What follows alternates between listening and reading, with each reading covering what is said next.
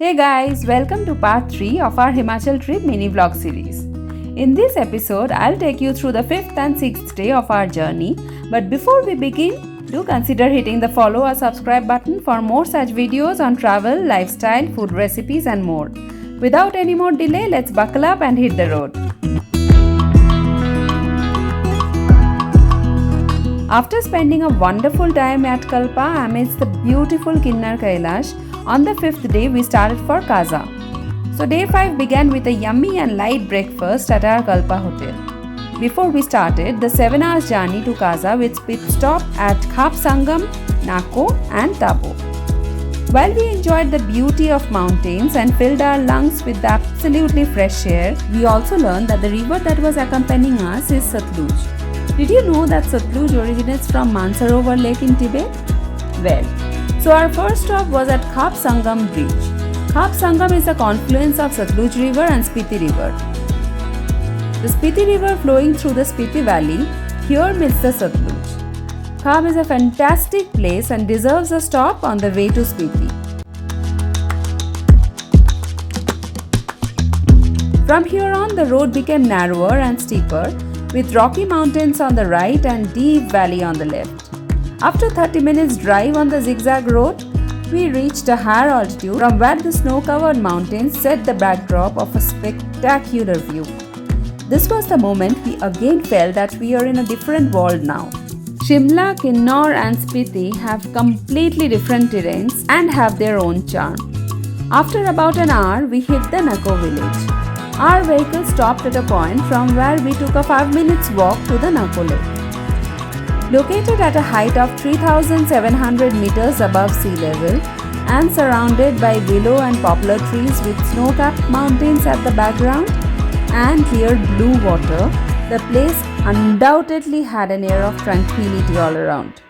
Nako Lake is a pilgrimage destination for Buddhists.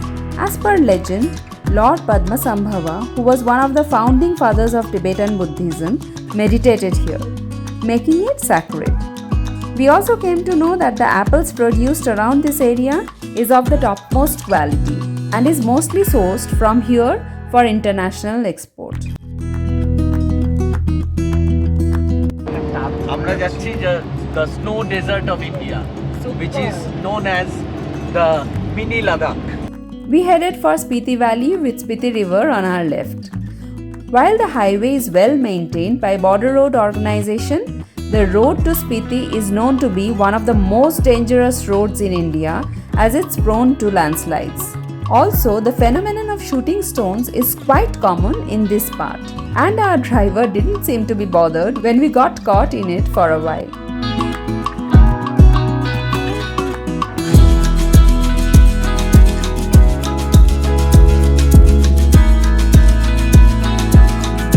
Our next stop was at Tabo.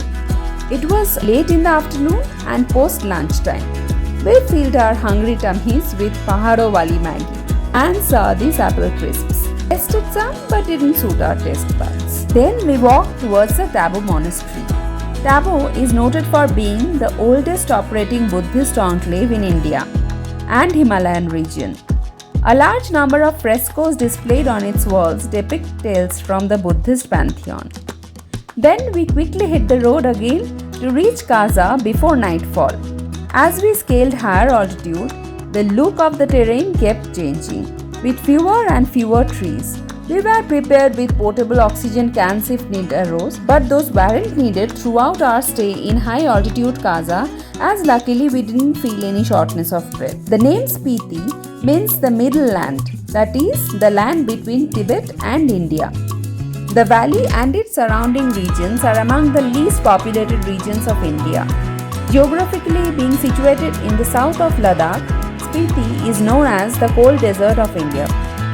When we reached our homestay in the evening, temperature was -1 degree centigrade, which further dropped to -7 degree centigrade in the night. So all we needed was a warm, cozy atmosphere and good food, and there it was. All of us snuggled around the tandoor in the dining area with low sitting arrangement and relished the amazing home-cooked meal served with utmost care by the hostess. Food was super duper awesome, Next morning, before leaving the homestay, we had breakfast and I decided to check out the neighborhood until everyone was ready to go. Right across our homestay at Kaza was located the world's highest petrol pump, perched at a height of 12,500 feet from sea level. From the pump station, one can easily locate the homestay property. It would be so unfair if I don't mention about the wonderful hospitality of the owner. The 3-storied property is relatively new around the place, maintained well with the hosts ready to attend to your smallest need even late in the night. They provided us with perfectly working electric blankets and warm drinking water. And the home-cooked meal with locally produced spices was par excellence. It was time to beat Audio to Kaza. But before leaving, we visited Chicham Bridge at a staggering height of 13,596 feet. One can move towards Chandrataal lake after crossing the bridge. But as that route was closed, we spent some time at the bridge itself with kids enjoying the snow and we taking pictures. Then started our journey to Rampur. Soon the landscape of snowy desert mountains changed to rocky terrain as we reached closer to Rampur. On the way, we stopped at a local village to grab a quick bite and also witness a festival around a puja as per local Himachali tradition. When we reached Rampur, it was evening. Our hotel was few kilometers before the busy locality. It had all the 3-star amenities located on the highway and having marvelous view of the mountains that I'll share in my next mini vlog. With this, we come to the end of day 6 and this episode. See you in the next part. Stay connected. Bye.